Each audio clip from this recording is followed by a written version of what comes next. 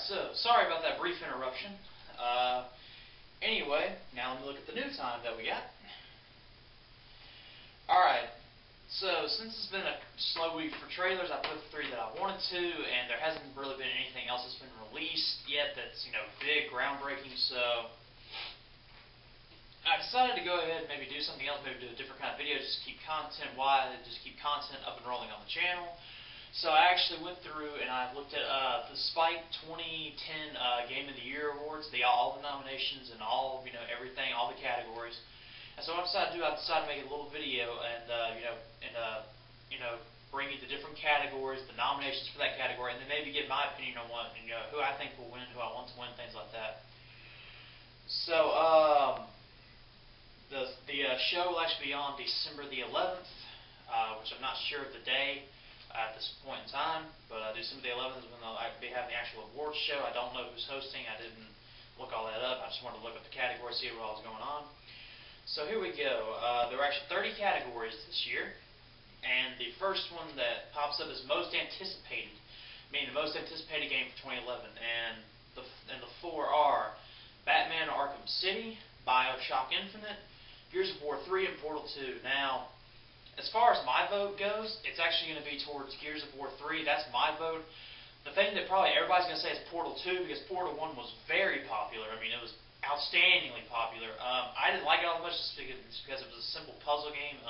Didn't really do a whole lot for me, but again, it was a popular game. I think Portal 2 actually ended up taking it. Batman Arkham City, just doesn't, it's not going to, that's not on someone's highly anticipated level listing. And then BioShock Infinite, yeah, sure, if you're a big BioShock fan, I get it, but then again, it's not really high up there. So it comes down to Gears 3, Portal 2, and I think Portal 2 is going to take it, but I think I'm definitely more excited for Gears 3. And another game that, I've got a list of just games I'm anticipating for this year. Best Independent Game. This is one I don't really know a lot about, so, but here they are. Here are the nominees. There's 4 of them. Joe Danger, Limbo, Super Meat Boy, and Misadventures of P.B. Winterbottom. That's a damn mouthful. To me, like I said, I don't know a lot about them. I haven't really played any of them. To me, the only ones that ring a bell are Limbo and Super Meat Boy. So if I had to choose one, Limbo, I don't know who's going to win, or even have a guess as to who is going to win. So, best DLC, there are 4 of these. There's BioShock 2, Minerva's Den. There was a Borderlands, which the name was too long. I wasn't going to write that down because it'd take me at least 10 seconds to say the full name. Mass Effect 2, Lair of the Shadow Boxer, and Red Dead Redemption Undead Nightmare. For me, it's going to come down to 2. It's going to come down between Mass Effect 2 and the Red Dead Redemption DLC. Mass Effect 2, that was a very popular DLC, and then of course you got the Undead Nightmare, which of course has got the one thing that every gamer loves, and that's zombies. As far as who I think is going to win, I think the title is definitely going to go to Red Dead Redemption because it's a zombie thing. Everybody loves a zombie game. Everybody loves zombie survival. But again, it's going to come down to Lair of the Shadow Boxer and Undead Nightmare. Best downloadable game. My bad. There's 4 of these. There's Costume Quest, Lara Croft, Guardian of Light, Monday Night Combat, Scott Pilgrim vs. the World. Again, it's really going to come. I think it's going to come down to 2. It's going to be Lara Croft, Guardian of Light, and Scott Pilgrim. And the reason why I want to say Lara Croft is because Tomb Raider was, it's a big franchise in gaming history. Sorry about that. So I think Lara Croft definitely because, the name is already out there. A lot of people are probably anticipating this. Again, this is a category I don't know a lot about. My vote either goes to Lara Croft or Scott Pilgrim. Best performance for a human female. Now these are female voiceovers for characters. And there are 7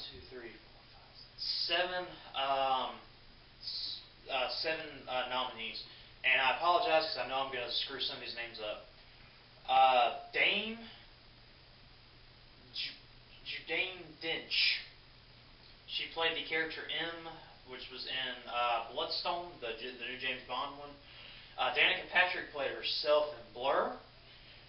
Emmanuel...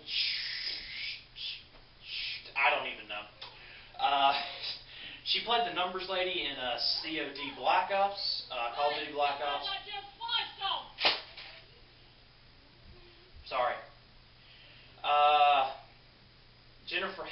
played the female Commander Shepard in Mass Effect 2. Why do you need a bra? I'm going to the clubhouse. Put your t-shirt on. I told you it never fails. Park it. Park it right there. You're not going anywhere. I am so sorry, guys. I'm not gonna try and edit it out like the last one though, because freaking, I know when I looked at the video, the editing process was shit. I really did not split it correctly, and so I'm not gonna try to edit that out. Jennifer Hale, who played the female Commander Shepard from Mass Effect 2. Kristen Bell, who played Lucy Stillman from Assassin's Creed Brotherhood. Tricia Helfer, who played Sarah Kerrigan in StarCraft 2. And the last one, which I know I'm going to mess up, Yvonne Strahovski, who played Miranda Lawson in Mass Effect 2. I've played a few of these games. I haven't played Blur, I haven't played Black Ops, and of course Kristen Bell, you know, Lucy from Assassin's Creed, you know, we all know her. To me, Kristen Bell does an actual really good job. I have heard Jennifer Hale's work, you know, I like her. I've heard of Tricia Helfer. I don't think I've played anything with her in it. To me, the one who does the best job would probably be Kristen Bell. You know, she and of course Lucy Stillman from Assassin's Creed. She does a good job. She did a good job on every single Assassin's Creed she's done. She's able to convey the emotions properly. She really brings the character to life, and so that's who I think will do it. As far as I think who's going to win, it's a you know, anyone's guess. Best performance for human male, again, male voiceovers. Daniel Craig, who played James Bond in Bloodstone. You've got Gary Oldman as Sergeant Reznov in Call of Duty Black Ops. You got John Cleese, who played Jasper from Fable 3. Martin Sheen, who played the Elusive Man in Mass Effect 2. Nathan Fillion played Sergeant Edward Buck from Halo Reach. I played Halo Reach, and I still don't know what the hell they're talking about. Neil Patrick Harris, which, you know, a lot of people know about Neil Patrick Harris, played Peter Parker, the Amazing Spider-Man, and I'm pretty sure it was Shattered Dimensions. I think, yeah, Shattered Dimensions. He played the Amazing Spider-Man, the black-suited Spider-Man. Rob Whitehouse, who played John Marston in Red Dead Redemption. And Sam Worthington, who played Alex Jameson in COD. The one that really sticks out and who I think did an excellent job was Rob Whitehouse, who played John Marston. He nailed the accent spot on for, you know, an old Western cowboy, and the emotion that he put across with John Marston was just so spot on. I mean, it was almost perfect. When I was playing the game, you know, it felt like, you know, I was really getting to know, you know, Marston firsthand. And it actually, you know, it was like a real person was talking to me. It was conveying that much emotion and that much human side to a video game character. So I think that Rob Whitehouse should get it. He did an excellent job with the voiceover of John Marston. All around, you know, Red Dead Redemption was a badass game, but really just the characters that were in there, it was unbelievable. The voiceovers that were done in that game, it was spot on. And we're going to check the time. And we've probably got about 6 more minutes. Hopefully I can wrap all this up in 6 minutes. Best adapted game, which, you know, best way to sum this up is like a movie or something that's adapted to a video game. There are 5 in this one. This is Lego Harry Potter years 1 through 4. You've got Scott Pilgrim vs. the World, Spider-Man Shattered Dimensions. You got Star Wars The Force Unleashed 2, and Transformers War for Cybertron. Now, there were, I was looking on the comments section, and for this, they have the little vote thing that goes down the side, so you can vote for it. Then they have a comment section where people, I guess, just basically just give away their vote. It's a private voting system, but then people are just going to fuck up and tell you anyway what they voted for. A lot of people said Star Wars The Force Unleashed 2. I'm going to tell you right now, if this game wins, I'm going to be really pissed off because I played Force Unleashed 2. I love the Star Wars series. You know, I grew up with it. I remember watching Star Wars when I was like 3 or 4 years old. That game was absolute shit. 4 hours for a $60 game, come on. Lego Harry Potter, I didn't play, but I do have some friends that played it, and they said it was okay. They didn't say it was the greatest thing. Spider-Man Shattered Dimensions I've heard about, and a lot of people said it was great. They said it was the best game since Spider-Man 2.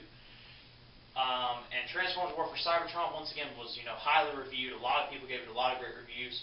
So, and Scott Pilgrim, I have heard about it, didn't really read any reviews for it.